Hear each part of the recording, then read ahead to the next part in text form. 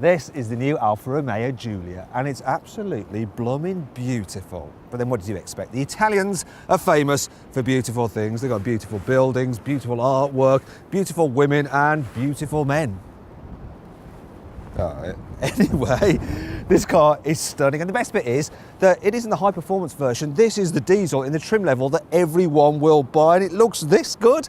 Now the price is pretty good as well. You see, it starts from just over £29,000, but if you click up there to go to carwow.co.uk, you can compare offers and buy at a price you're confident in. The good news is this car isn't only gorgeous on the outside, it's also gorgeous here on the inside as well. In fact, I absolutely love the interior design of this car. First thing to note is the steering wheel. It's like out of a sports car. You've even got the stop-start button on it as well. I mean, it's lovely. This one's got upgraded paddle shifters, and they're solid aluminium. They're the kind of thing you'd find in a Ferrari. And then there's the design itself, so it's all swoopy and lovely. The instruments are like angled towards you. It feels very, very sporty. Now, equipment levels are very good as well. So the entry-level car gets stuff like cruise control, you get climate control, there's 3 USB ports in the car. You also get auto emergency braking. Normally you get a 6.5-inch screen, but the next level up, this one, the Super, gets an 8.8-inch screen, and look at it. I love the way Alfa have integrated it into the dash. It's just seamless, whereas rival cars seem to just have an iPad and plop it on the top of the dash. In terms of the infotainment system itself, well, it's not too bad at all. It's easy to whiz through the different menus. The only drawback with it is the display itself. I mean, it's a little bit low res, and I think the processor is slower than you might find in the upgraded systems that you can get in German rivals. But on the whole, it's all right. Now, if you click up there, you can see my full in-depth video review of the infotainment system. Now, the Super model also gets a 7-inch TFT screen for the driver, which has various information for you and even the directions for the sat-nav. The Super also has part leather seats, which are pretty nice. And that brings me on to the quality. So, yeah, all the stuff that you touch is pretty nice. Some of the materials a bit low down are a bit on the cheap side, and maybe fit and finish isn't quite there with the very best in class, but it's not far off. What is a problem though is in-car storage, which isn't very good. So the glove box is a bit on the small side. You can fit the manual in there and probably nothing else. Then there's the door bins. So you might want to carry a bottle of San Pellegrino with you because it will go nicely with your Italian car, but no, it's not going to fit in there. But how about the door bins in the back? Well, what shall we see? Actually, first thing to note is this wheel arch is really intrusive when you're getting in the back of this car.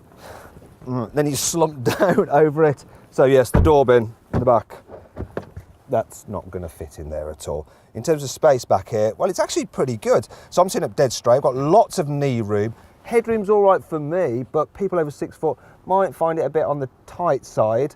In terms of carrying 3, it's not that great because you've got this absolutely massive hump in the floor. So the middle seat is a little bit uncomfortable, and there's not much room in the footwell for everyone's feet, so you're best moving across. And on this particular car, I've got a fold-down armrest with a couple of cup holders in there, which is handy. Now, that brings us on to the boot. So the capacity is pretty much identical to its main German rivals, and on the whole, it's easily good enough for most people. It's not too much of a lip actually to lift stuff over. There we go, just get that out of the way. And you've got a little bit of extra storage here, and maybe some under here as well. You can fold down the rear seat if you need to carry longer items.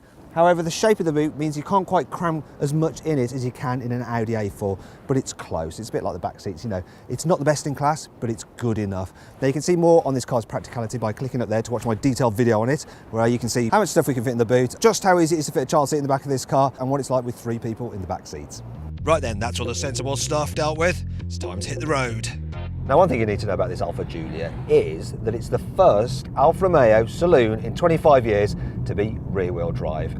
Now, the benefit of it being rear-wheel drive is that you get a sensation of it pushing you along rather than pulling you along like you do in a front-wheel drive car, and that just makes it feel more sporty, and I like it for that. In terms of the handling, yeah, it handles very well. There's no car in this class that has such sharp steering. I mean, you turn the wheel a bit, it's just darting into a corner. It's really quite lively. I don't think it has quite the finesse as a Jaguar XC, but it's not far off, and it's easily on a par with the BMW 3 Series. In terms of the ride quality, well, even though it handles well, the suspension doesn't feel overly firm. It does absorb bumps well. What it's not so good at though is the small imperfections in the road. You feel it constantly kind of fidgeting and adjusting all the time. It just doesn't seem as composed as something more sensible like an Audi A4. Speaking of an Audi A4, I don't think it's as quiet to travel in either. You get a bit of wind whistle here, but fortunately there's not too much tyre roll. On the whole, for a relaxing cruiser, it does a pretty decent job. In terms of engines, you're going to be able to get a 2.2 litre diesel with 2 power outputs, 150 horsepower, or the one in this car, which is 180 horsepower. It's got plenty of shove. 0 to 60, 7.1 seconds. Economy, well, Alfa says 67 miles per gallon. Trick Computer says 41 miles per gallon. There is one thing about this diesel though, it is quite noisy when you rev it out. Then there's the gearbox. This automatic gearbox got 8 speeds on it. It's nice. It responds when you want it to. I like putting it into paddle shift mode because I just love using these paddle shifters. Like I said before, they're like those in a Ferrari. They're a really nice upgrade. In terms of other engines, you'll be able to get 2 litre petrol with 200 horsepower or with 280, and then there's the 2.9 litre V6 Quadrifoglio with over 500 horsepower. Yeah, that should be pretty mental. And that little noise there was collision warning, because I was going around a corner, it thought I was going to hit a van that was parked at the side of the road, but I clearly wasn't.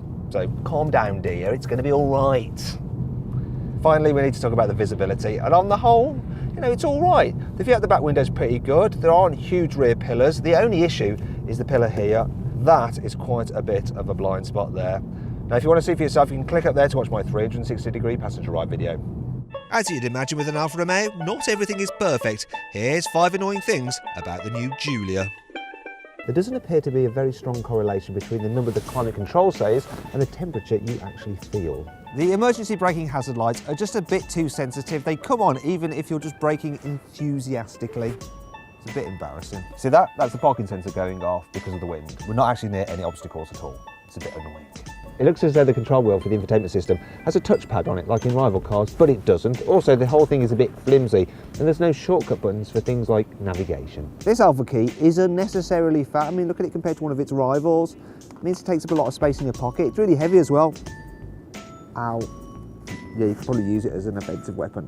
Thankfully, it's not all bad news. The Alfa Romeo Giulia has plenty of cool features to more than make up for its downsides. The Giulia was awarded the highest ever Euro NCAP safety score for adult protection. It scored 98%. Various body panels such as the boot lid, bits of the suspension, parts of the engine are made out of lightweight aluminium, while the prop shaft, which sends power from the engine to the rear wheels, is made out of carbon fibre, and all that contributes to the fact that this car is the lightest in its class. With a V6 Quadrifoglio, you can shut down half of its cylinders at the press of a button to help save fuel. The Giulia's turning circle of 10.8 metres is better than that of its rivals, and that makes it nice and easy to manoeuvre. This car has IBS.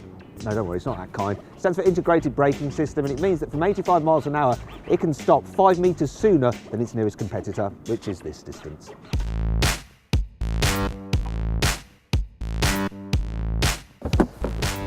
Now, if you click up there, you can go to carwow.co.uk for more information and to save an average of £3,000 on a new Alfa Giulia. So then, what's my verdict on this car? Should you avoid it? Should you consider it? Should you shortlist it? Or should you just go right ahead and buy it? Well, I reckon you should shortlist the Alfa Giulia. It's a fabulous alternative to the German mainstream. And if you don't mind me, I'm just going to stay here for a bit longer.